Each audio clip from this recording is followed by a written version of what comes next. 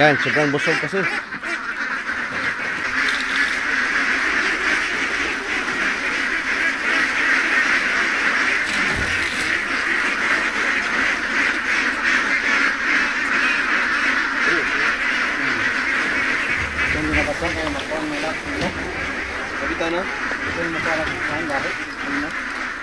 Good morning. May hapon sa tanan. So, Tagalog version. Guys, good afternoon. Luzon, Visayas, Mindanao. Update tayo sa itikan ni dito sa Barangay Takunan, Kibol Farm nga that ating sinupply that was 3 months ago. So, you can see, nandito lahat po yun. Medyo nga lang, mailap.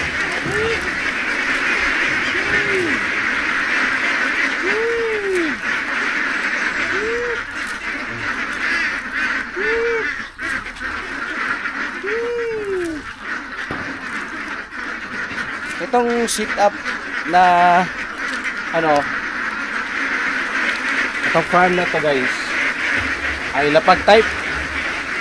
Since 3 months old pa lang, no? 3 months old pa lang, ganito sila kalaki na ngayon. Oh, tingnan nyo.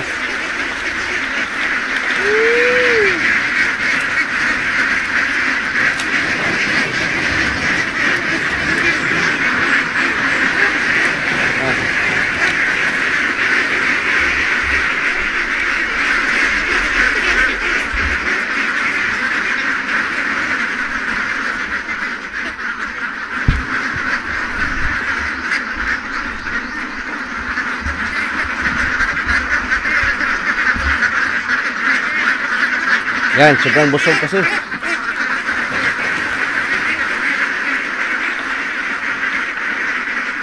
Good morning.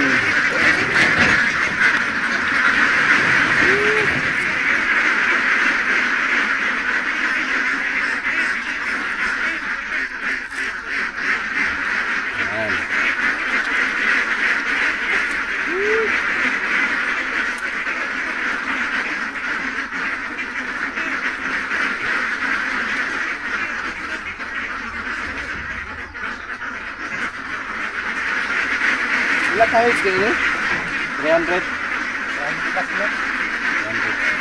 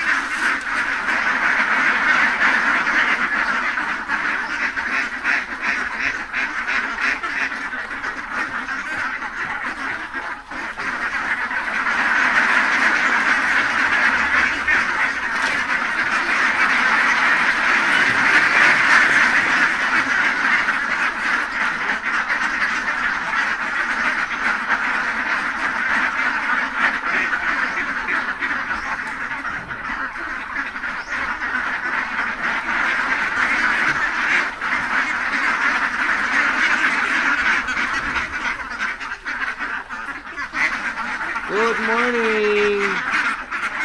Good morning. Good morning. Hello, baby loves. Good morning. Good morning.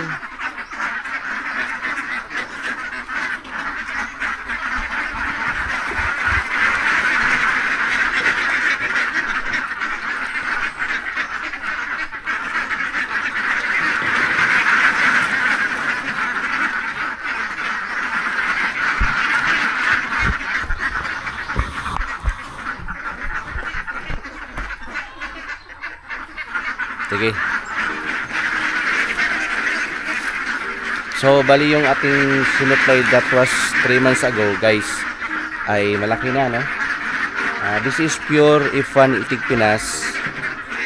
Isa sa sinupply natin dito sa kapitbahay namin, no? Kalapit lang dito sa aming tinitirhan. Bali 300 plus to na mga brown F1 Itik Pinas. So bali ang setup dito isa lang, very simple. Ang fence niya nakayero and bamboo, kawayan, at yung ganon na streamline. Okay, so round timber, at siyempre yung kaniyang purlins, pinaka purlins ay kawayan. Matagal masira to kasi hindi kakalangawang hangin. So bali ito yun po ang iwasan talaga natin pag ganitong stage, lalo na pagka meron ng yung productive stage na po, kailangan hindi po talaga ma-disturb, no? Katulad dito yung ginagawa natin na mai-stress po yan pagka ganon. So kailangan kung may mga bisita kayo, kailangan hindi pwedeng makalapit. Kung pwede may mga ano lang tayo dito, may mga bakod. So number 1, maiwasan natin yung ma-disturb ang itik. Again, lalo na pagka productive stage na, yung naglilay na ng itlog, no? Pangalawa, ang mga alaga nating mga hayop, so kailangan hindi din sila makalapit. Or siyempre kung sanay na sila, pagka may kasama silang hayop katulad ng aso, ay pwede na, okay, nasasanay sila. Pero lahat ng mga action o activity na nandito sa itikan nyo, pagka hindi sila sanay talaga, no, hindi nyo sinanay simulat pagkabata hanggang 6 months old, ay yun na po yung nakaprogram, siyempre may ilap po yan talaga. Chances yung production ng itlog nila ay maapektuhan, no? So dapat ay tulad nito, malayo sa sa kapitbahay. Ang reduce po pala ng ating suggestion ng itikan, no? May nagtatanong po, idol, magkano po o gaano pa siya kalayo ang reduce ng magtayo ng itikan? At least sa mga bahay, at least 100 meters or more. Okay, so pwede na siya.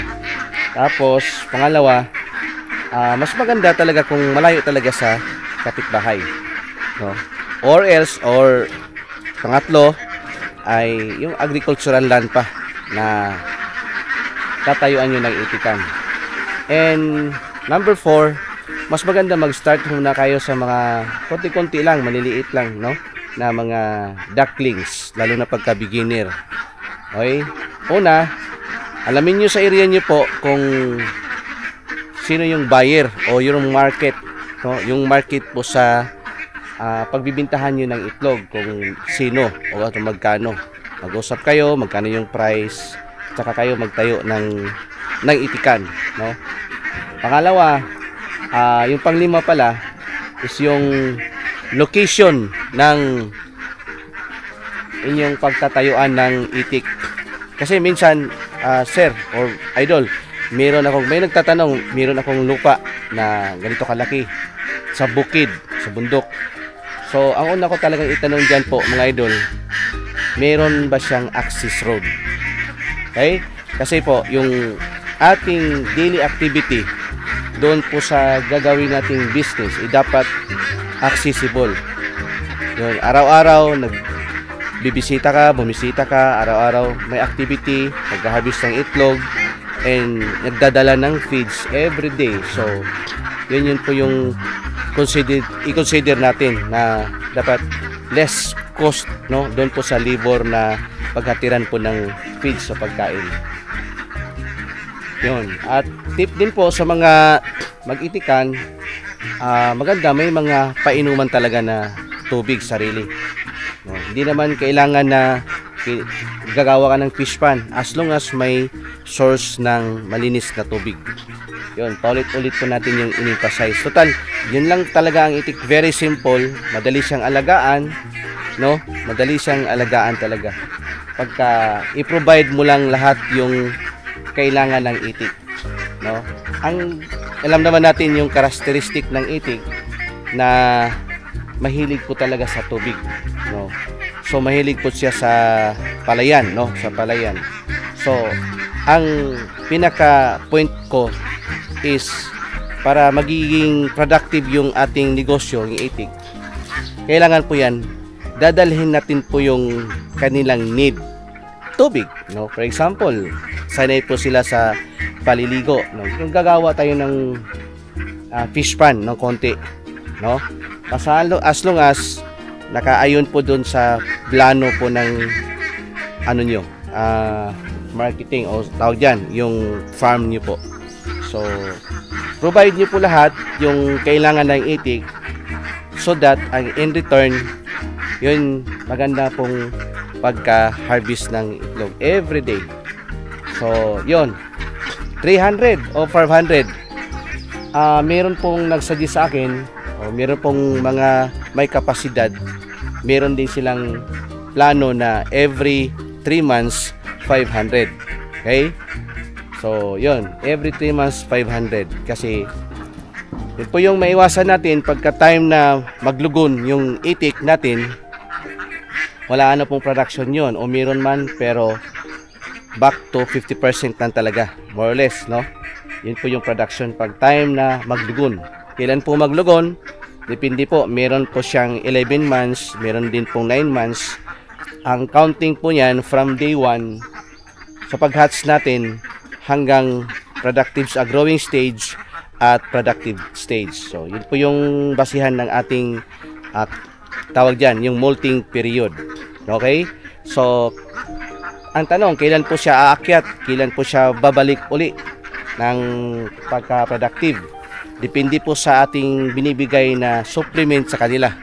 No, sa tuwing ganun po yung pangangailangan ng itik, kailangan yung time na naglugon, kailangan wag po nating tipirin, no?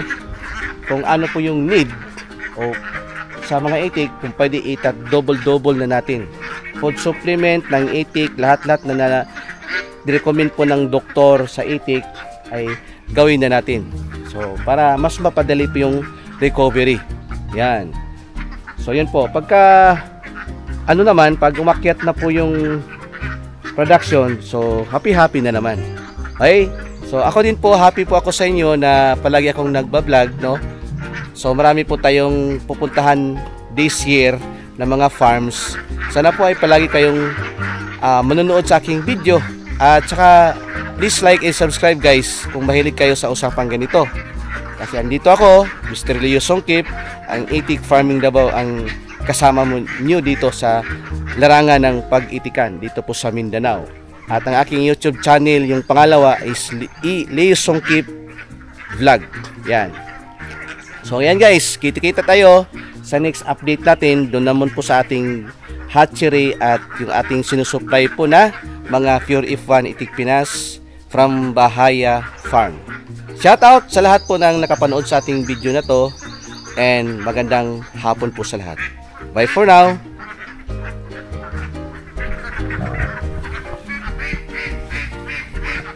Mar, kumusta man Mar? Lang, shout out. Kinsa may imong shout out? Imong manghod nasa? Shout out sa Puwet, manghod si Cathy.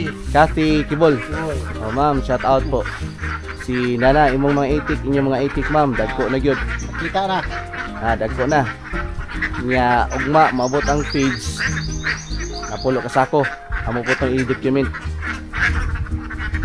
Okay. Bye for now. Okay. Hi guys. Oh, dali. Oh. Okay, ayos. Okay, okay na. Ya, ayos sila speaker ya. Magduwang ko daw sa sir, gamay sir. Pupuli pa ako sir. Oh. Dali, nagkami pa ninyo. Pupuli ko daw sa sir, gamay sir. Oh, ayun. Ay, thank you. Dali. Dali. Pangatay mga tao diri, dala diri. Kay pilita ko sa motor.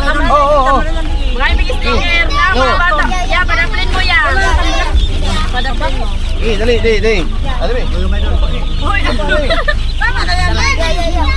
Oh, dali. Oh, sako. Gamay ro, sudan na ninyo. Daghan na gyud. Ano Sarko? Oh. Gani pa Dali. na. Oh, daghan to. Pa, oh, ngira. Unya ra mo kayo sige pa man. Unang sa nato ni itik. Ayaw paligo ha. Ayaw paligo gyud. Butangin ka nang. Pag-atiman kay bossing. Oh, ayaw paligo ha. Basta mo na gyud pagkaon lang, ayaw paligo Ayaw gyud basta.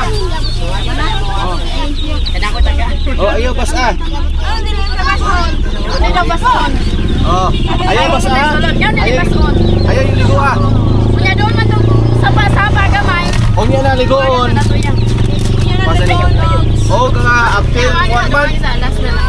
1 month. After 1 month. After 1 month pa. Oh, dali. Mao ba Pakita siya sa balot? Oh. Namaligya may balot. Mangitlog niya ako ang balot. Yan. Dali. Wala na oy. Oh. Sako-sako gitira ka oh. Yan. Ini ang problema mo ng pagbaho mo. Dala.